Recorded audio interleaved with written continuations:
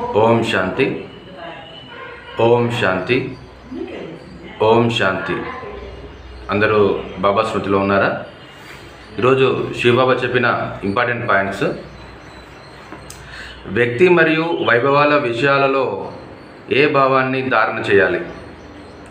వ్యక్తి మరియు వైభవాల విషయాలలో ఏ భావాన్ని ధారణ చేయాలి?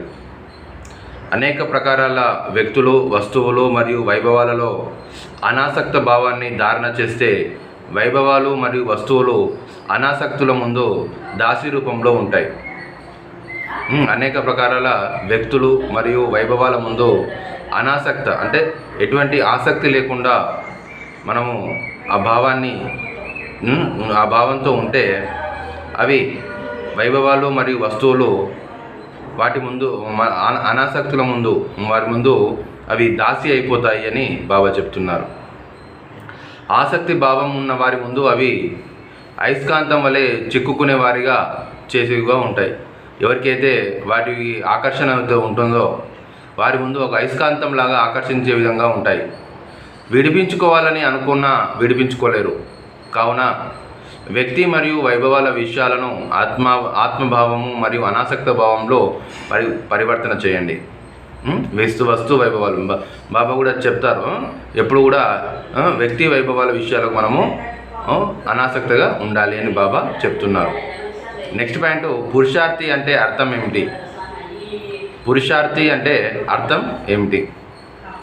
పురుషార్థి అంటే పురుషుడు అంటే రధికుడు అనగా ఈ ప్రకృతికి యజమాని అంటే రథానికి రధికుడు. ఈ ఒక్క మాట యొక్క అర్థస్వరూపంలో స్థితులైతే సర్వ బలహీనతల నుండి సహజంగా దాటేస్తారు. పురుషుడు ప్రకృతికి అధికారి కానీ ఆధీనుడు కాదు. రధికుడు రథాన్ని నడిపించేవాడు కానీ రథానికి ఆధీనమయ్యే నడిపించేవాడు కాదు. అధికారి సదా సర్వశక్తివాన్. బాబా యొక్క సర్వశక్తుల అధికారి అంటే వారసత్వానికి అధికారి మరియు హక్కుదారుడు. బాబా చెప్తున్నారు, పురుషార్థి అంటే పురుషుడు అంటే రధికుడు, రథానికి సారథి అన్నట్టు. మరి ఈ ఒక్క మాట యొక్క అర్థస్వరూపంలో స్థితులైతే సర్వ బలహీనతల నుండి సహజంగా దాటేస్తారు. ఆత్మరాజు, ఇంద్రియాలు ప్రజలు. ఇంద్రియాలు అంటే ప్రజలు అంటే శరీరం, ప్రకృతి, ఇవి ప్రజలు అన్నట్టు. ఆత్మ రాజు కాబట్టి రాజు ఆధీనంలో ఇవన్నీ ఉండాలి. రధికుడు రథాన్ని నడిపించేవాడు కానీ రథానికి ఆధీనం అయ్యేవాడు కాదు. రధికుడు ఎవరైతే ఉన్నారో రథాన్ని నడిపిస్తాడు కానీ దానికి ఎప్పుడూ ఆధీనం అవ్వడు. కారు డ్రైవర్ ఉంటారు కానీ ఎప్పుడూ దానికి ఆధీనం కాడు. దాన్ని చెప్తున్నారు, వారే పురుషార్థి అని అంటున్నారు అదన్నాడు. నెక్స్ట్ పాయింట్, అవ్యక్త స్థితిలో ఏ గుణాలు అనుభవం అవుతాయి? అవ్యక్త స్థితిలో ఏ గుణాలు అనుభవం అవుతాయి? అవ్యక్త స్థితిలో సంగమయుగం యొక్క విశేష గుణాలు ఏవైతే మహిమ చేస్తున్నారో ఆ విశేష గుణాలు ఈ సమయంలో అనుభవంలోకి వస్తాయి. ఎందుకంటే మాస్టర్ బీజరూపు కూడా నాలెడ్జ్ఫుల్ కూడా కనుక కేవలం శక్తి కాదు కానీ శక్తితో పాటు అతీంద్రియ సుఖము, ప్రేమ, ఆనందము మొదలైన ముఖ్య గుణాలు అనుభవం అవుతాయి. కేవలం తమకే కాదు కానీ ఇతర ఆత్మలను కూడా ఆ స్థితులు చేసే ఆత్మ ముఖము ద్వారా ఈ సర్వగుణాలు అనుభవం అవుతాయి. బాబా చెప్తున్నారు, అవ్యక్త స్థితిలో సంగమయుగం యొక్క విశేష గుణాలు ఏవైతే మహిమ చేస్తున్నారో ఆ విశేష గుణాలు ఈ సమయంలో అనుభవంలోకి వస్తాయి. విశేష గుణాలు సంగమయుగం యొక్క విశేష గుణాలు ఏవైతే ఉన్నాయో బాబా ద్వారా ఈశ్వరీయ సంస్కారాలు ఏవైతే ఉన్నాయో అవి అనుభవంలోకి వస్తాయి. అవ్యక్త స్థితిలో ఉంటే అవన్నీ మీకు అనుభవంలోకి వస్తాయి అని అంటున్నారు. ఎందుకంటే మాస్టర్ బీజరూప్ కూడా నాలెడ్జ్ఫుల్ కూడా.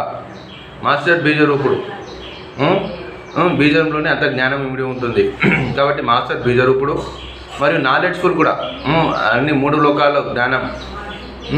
కాలాల జ్ఞానం అని తెలిసి ఉంది కనుక కేవలం శక్తి కాదు కానీ శక్తితో పాటు అతీంద్రియ సుఖము, ప్రేమ, ఆనందము మొదలైన ముఖ్య గుణాలు అనుభవం అవుతాయి. అతీంద్రియ సుఖము, ప్రేమ, ఆనందము ఇవన్నీ అనుభవం అవుతాయి. ఎప్పుడు అవ్యక్త స్థితిలో ఉంటే ఇవన్నీ మనకు అనుభవం అవుతాయి. కేవలం తమకే కాదు ఇతర ఆత్మలను కూడా ఆ స్థితిలో చేసే ఆత్మ ముఖము ద్వారా ఈ సర్వగుణాలు అనుభవం అవుతాయి. ఎవరైతే స్వయం కాదు ఇతరులను కూడా ఆ విధంగా తయారు చేయాలి. మరి వారి యొక్క ముఖం ద్వారా ఇవన్నీ మనకు అనుభవం అవుతాయి అని బాబా చెప్తున్నారు. వచ్చా. ఓం శాంతి. మధురమైన ఆత్మిక తండ్రికి ఆత్మిక పిల్లల యొక్క ప్రియ స్మృతులు మరియు నమస్తే. ఈరోజు సమానం వచ్చేసి నేను మాస్టర్ బీజరూప ఆత్మను. ఈ సమానాన్ని 20 సార్లు రాయాలి, 21 సార్లు మరణం చేయాలి. రోజంతా కూడా మరణం చేస్తూ ఉండాలి. అచ్చా. ఓం శాంతి.